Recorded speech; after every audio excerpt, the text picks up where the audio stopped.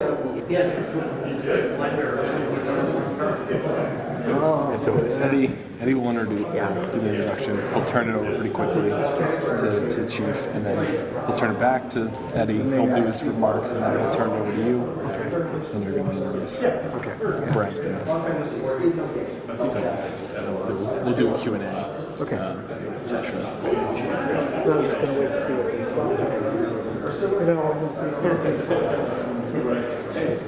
Yeah, Matt Rainer reached out and said that you guys might do something on that Friday. Yeah.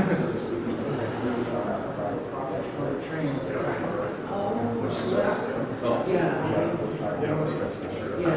Did you guys figure out if you're going to do like a in the beer? I did it. Yeah, that's what Matt said. He said.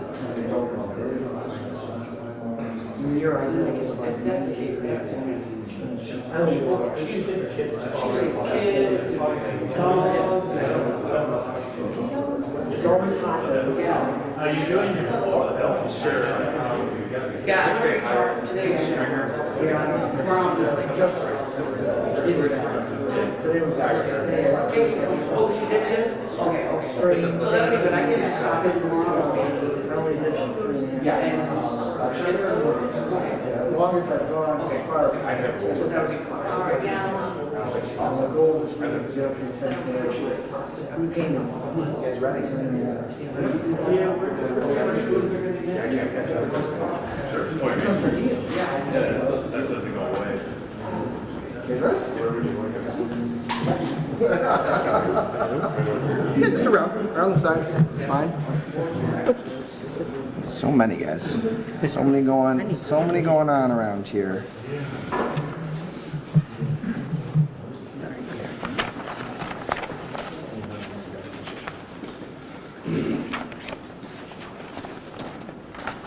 I'll get so quiet so quickly. Look at that. Welcome everyone. Thanks so much for coming. I know we had some requests to take this outside. It's a beautiful day, but we didn't know what the weather was going to be like, so we're here today. I want to start off first by thanking President Dulce, Councilman Sheldon, Councilman Russell, Councilman Reynolds, Chief Jackson, and the Deputy Chief Fire Chief Kuhn for being here with us this evening, as well as a host of other council members and employees. We've really noticed the high-profile incidents involving gun crime in our city in the past few weeks, and the rise in gun crime is happening nationwide. We as a city have not been immune from this. An existing EMS crisis on top of the gun issue has been lasting over a decade and truly been made worse by COVID. It stretched our city and county's resources thin. Tonight, I'm proud to announce investments into our public safety departments totaling millions of dollars. The Public Safety Committee, President Dulce, and myself have found common ground on the need to invest in our police and fire to make Jamestown safer. These investments form the backbone of a commitment to ensure that everyone in Jamestown is safe and has adequate emergency care. But first, I'm going to hand it off to our Director of Public Safety and Police Chief, Tim Jackson, to give you an update on recent events, as well as describe some of the partnerships our police department has engaged in to help quell gun violence. Chief Jackson? Thank you, Mayor. So tonight, I'd like to announce that the Jamestown Police Department will be taking additional measures and steps to combat violent crime in the city. One of them is we've begun working with our local, state, and federal partners, including the FBI, to hold those accountable for acts of senseless violence that's happened in the city of Jamestown. We will use the resources of local, state, and federal law enforcement to arrest and prosecute those responsible. Many of our recent shootings have been committed by non-residents and are involved in narcotics trafficking. Those shootings, I want to emphasize, are targeted and are not random. Also, we will be using added Jamestown police officers, including our new canine, Grim, to investigate and arrest those for using or possessing illegal firearms. Again, I want to emphasize to the city of Jamestown, we're using everything at our disposal to combat this violence. Mayor. Thank you, Chief. I want to thank my fellow elected officials for coming to the table and really working out a deal.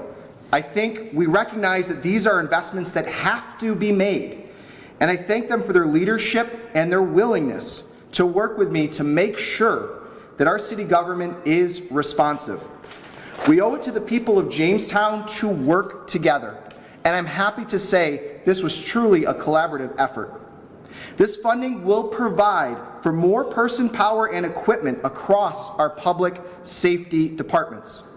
This will include 3 new police officers, 4 new firefighters, and a second ambulance. First, I'd like to start talking a bit about our police officers. Over the past few years, we have seen a startling rise in gun crime. Thanks to the hard work, but it's simply not enough. That's why we're committing to hiring 3 new officers to create a gun violence unit and focus on quality of life issues. The city saw 19 shooting incidents last year, and there are already 7 this year. Unfortunately, we've lost 3 people and have had 7 injuries as a result of these shootings.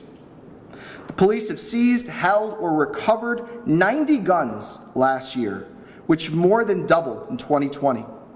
This year, 25 guns have been seized, held, or recovered. The quality of life in our city is also an issue that I hear day in and day out from my office.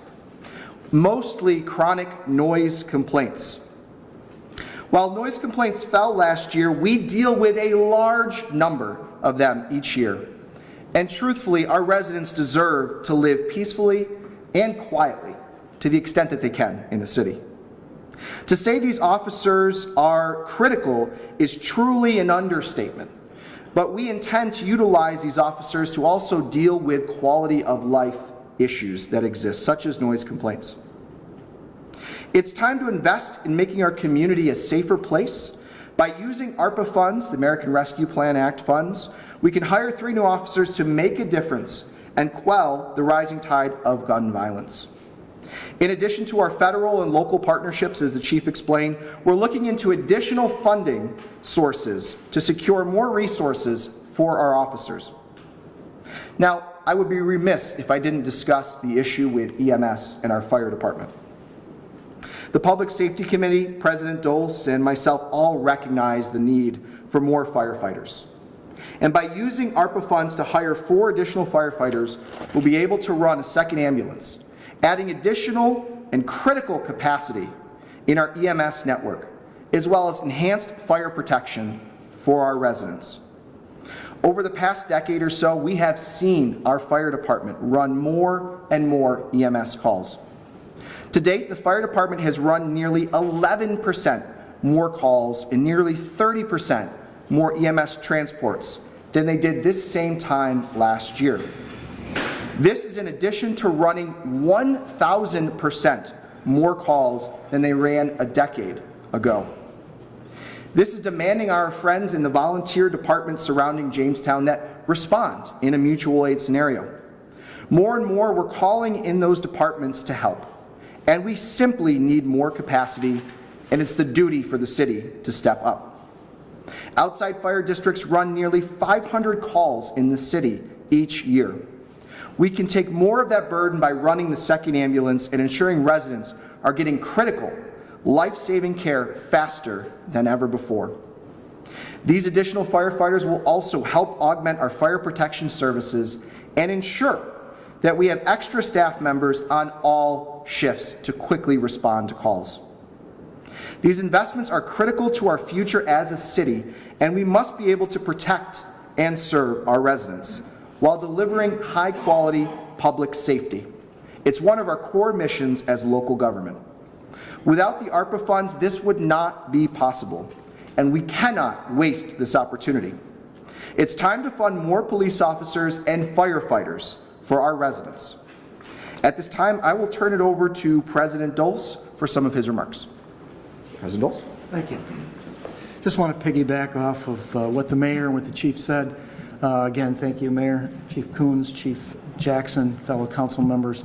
I think, the quality of life issues, probably all the council people here would say the number one issue that people hear, the council people hear from our constituents is quality of life issues.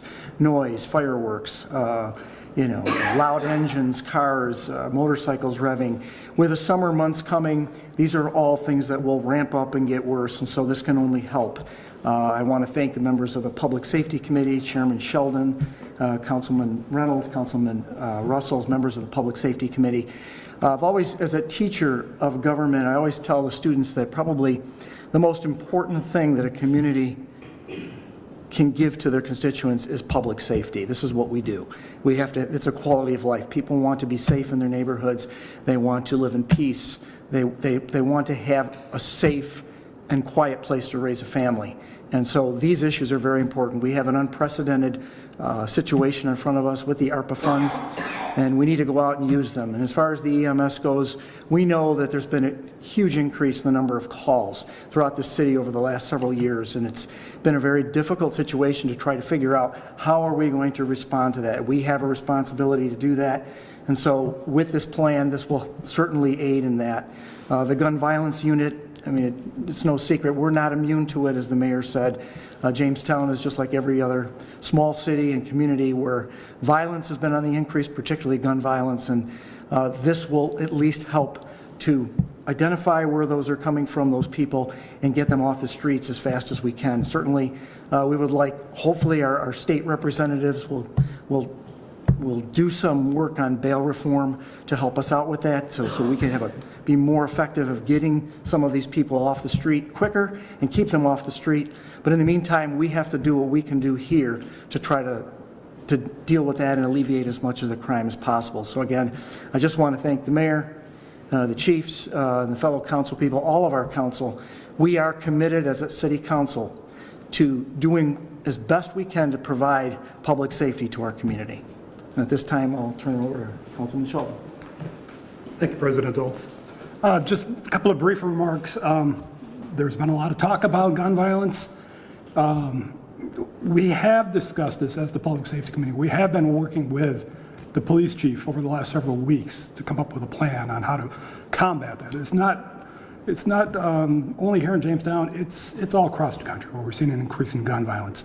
But we're fortunate enough that we have these ARPA funds, and that we've listened to the police chief, the fire chief, also asking for additional men. The second ambulance is something we've talked about for well over a year, probably 2 years at this point.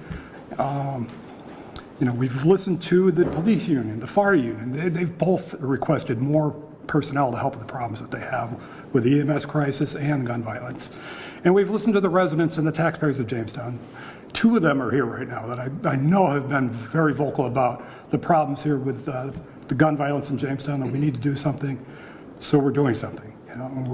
We've got the mayor on board. I know there's a majority of council people that are on board with us. Public Safety Committee, 2 of them are retired police officers, are well on board with this. So this is something that we need to do to improve the quality of life for the residents of Jamestown. I'll turn that back over to the mayor. Thank you, Councilman Sheldon. We appreciate all of the comments our folks made today. We'll open it up to see if there are any questions from the media. You mentioned millions of dollars. How many million are we talking about? Yeah, that's a good question. I don't have that right offhand, but certainly there is a cost to hire 3 police officers as well as 3 firefighters over the course of a period of time. It's certainly costly to add personnel, but as we get closer to presenting that to City Council, we'll certainly have all of the final figures and numbers for the media and for the council. Yeah. And this might be more for Council President Doles. Council member Fred Sheldon mentioned that there is support. I know that the firefighters and ambulance had come before council before. Do you feel that this can go through this time? I believe so. I think that there's enough support. I think last time it was tied in with the contract, and so would be separate to that. So I think they would be more amicable to adding those officers. The other thing, just to go off what the mayor said about the funding and the money, I think we're also going to be looking at other grant sources as well. So there are some other monies that are out there. I know the big concern is the sustainability. What happens when this money is done in 3-4 years from now? Through attrition, do we go back to where we were? Or can we find other means to fund it? So those are some things that we're looking at. But certainly we would like to obviously try to keep that going as long as possible. So we'll continue in the meantime to look for further sources of funding on top of the ARPA funding to deal with the financial aspect of it. If there is an increased need, is there a possibility of getting more GIV funding? There certainly is, yes. One of the things that the governor had announced under her budget was the creation of an Office of Gun Violence, as well as additional significant funding for these issues. So we are anticipating that there may be additional GIV grants, as you had mentioned, as well as other grants and other funding opportunities for this type of work. If things are able to go through and you're able to get these approved, say by the end of the month, or maybe it would have to extend into June, how soon would you hope to have all this up and running, everybody trained and such? I'll let that question to our staff. Chief? So the new hires that when we do hire them, we're thinking it takes 14 weeks to go through our field training program. So if we can hire them sometime in June, then we hope to have about 14 weeks from then, everybody will be up to speed. Go ahead, get your name. Oh, Captain Scott Forster, sorry. Thank you. One of the other issues has been, you know, we have these guys, Mr. Coleman, who was recently arrested, has been nailed 3 times this year. What sort of obstacles remain even if we get these guys on the street with regards to not just bail reform, but discovery? What sort of things are you still facing here? I'll turn that over to our staff as well, and we'll discuss. Chief? So, like you mentioned, the obstacle is bail reform, right? Depending on the situation, sometimes we can collaborate with a federal agency where bail reform does not apply. So those standards are completely different, and that puts more teeth into it, depending on the situation. That doesn't apply to everyone, every situation, of course, but that's one benefit of collaborating with a federal agency. Thank you. Do you plan to bring this forward to the work session on the 16th? Yes.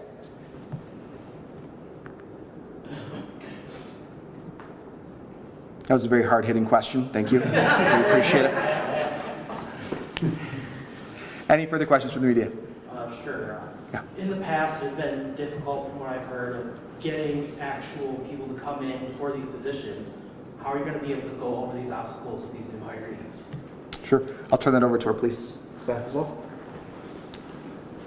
Right now, we still have a current civil service list with eligible applicants on it for a police officer. So we have quite a few applicants to choose from. We just have to go through the interview process. We have to canvass, go through the interview process, and then determine who's the best candidate. I don't think we will have any issue filling the 3 positions. And the firefighters?